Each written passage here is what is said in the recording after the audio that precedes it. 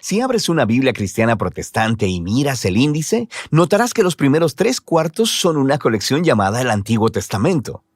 Si miras la lista de libros, verás que está formada por 39 obras más pequeñas que se agrupan en 4 secciones principales. Las primeras 5 son llamadas el Pentateuco, seguidas de los libros históricos, luego los libros poéticos y finalmente los libros de los profetas. Ahora, eso parece bastante simple, pero en realidad es mucho más complicado e interesante.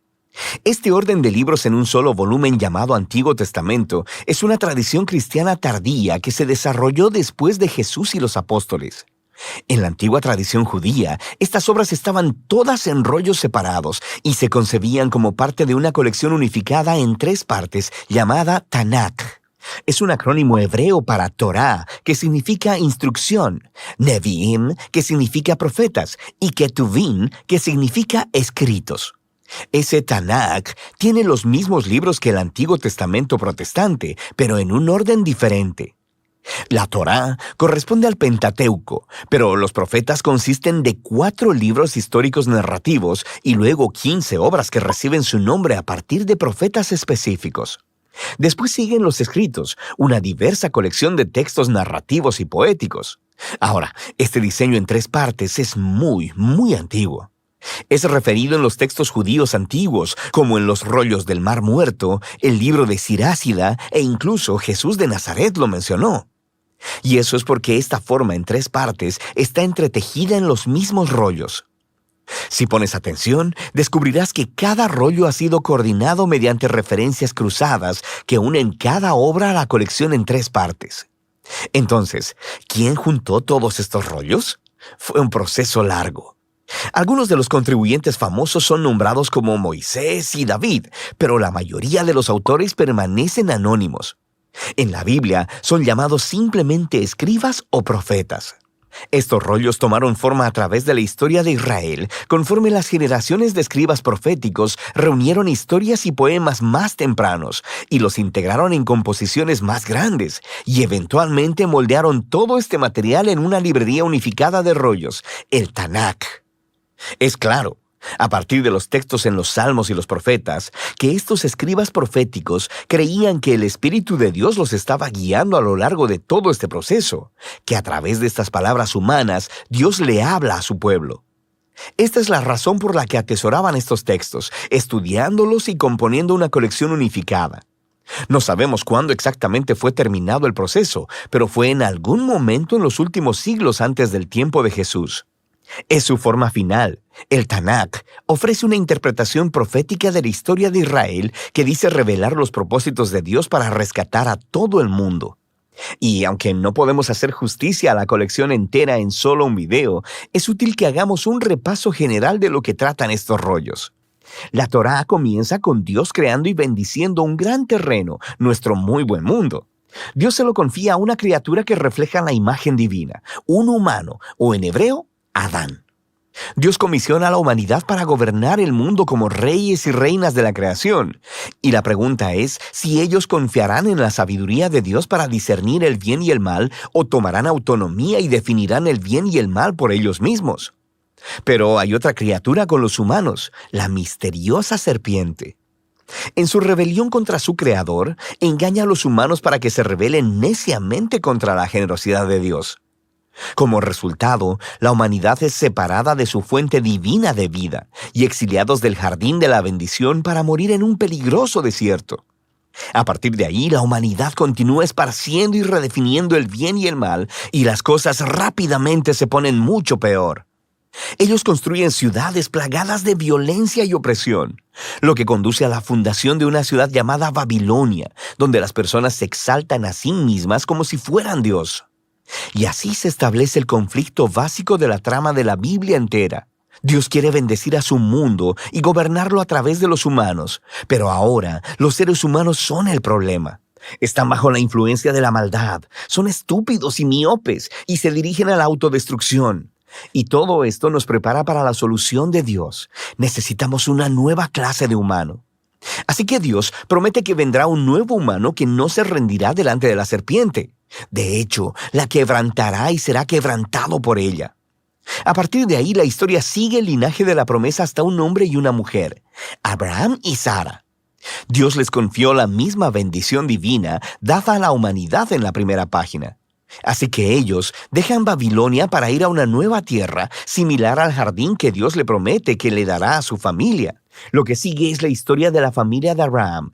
3 generaciones, Abraham, Isaac y Jacob, seguidos de 12 hijos. Y nuestra esperanza es muy alta hasta que leemos su historia familiar muy disfuncional y destructiva. Ellos mienten, hacen trampa y casi se matan entre ellos, sin mencionar los escándalos sexuales. Pero, ¿qué esperabas después de la historia del jardín? Ellos son seres humanos. Eventualmente, la familia de Abraham termina exiliada en Egipto.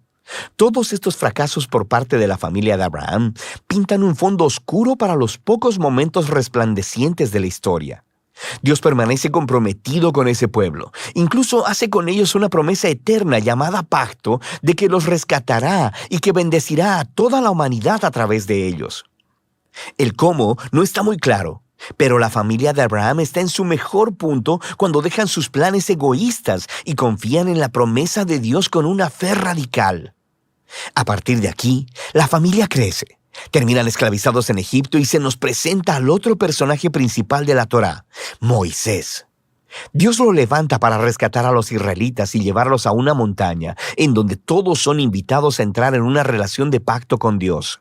Se les dan 613 términos para esta relación, una guía para convertirse en una nueva clase de humanos quienes representarán con fidelidad a Dios delante del mundo. Y Moisés es el mediador de todo este asunto, porque él es genial. Es el profeta definitivo que habla la palabra de Dios a Israel. Es un sacerdote que los representa delante de Dios e incluso es llamado rey, líder de Israel y libertador en tiempo de necesidad. Pero conforme continúa el viaje, los israelitas fallan estrepitosamente. Violan el pacto e incluso Moisés se rebela contra Dios.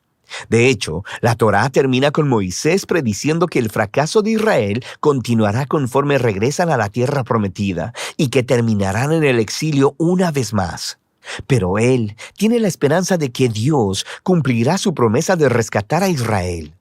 Un día, él cubrirá sus fracasos, sanará sus corazones egoístas para que realmente puedan amar a Dios y vivir. Y entonces Moisés muere. Ahora, las últimas oraciones del rollo de la Torá son sorprendentes. Miran adelante en el tiempo y escuchamos de los escribas que dieron forma al Tanaj.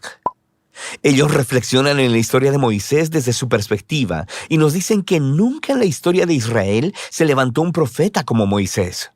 Oye, quisiera que llegara otro profeta, sacerdote, rey como él. Y con eso seguimos al Nevi'im. Este tiene 2 subcolecciones. Primero, los profetas tempranos, 4 obras narrativas sobre la historia de Israel en la tierra prometida, contada desde la perspectiva tardía de los profetas.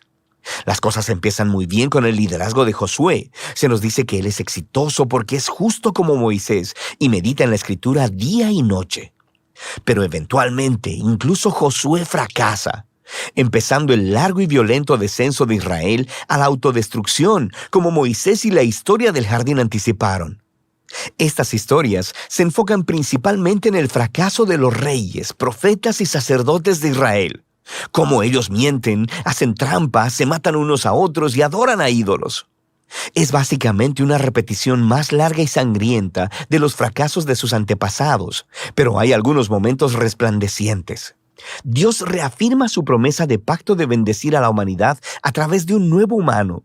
Será un rey del linaje de David. Tienes algunas historias de personas como David y Salomón que tienen momentos como Abraham, cuando confían en Dios, pero nunca dura mucho. Y por supuesto, la familia de Abraham termina justo ahí donde empezó, conquistada y exiliada en Babilonia. Pero recuerda, toda esta historia está siendo contada desde la perspectiva posterior de los profetas, y ellos saben que el exilio no es el final. Así que diseñaron estas historias del pasado de Israel como indicadores a su esperanza futura.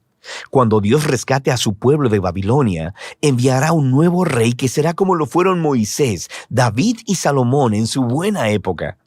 De hecho, de eso trata la segunda parte del Nevi'im, los profetas tardíos.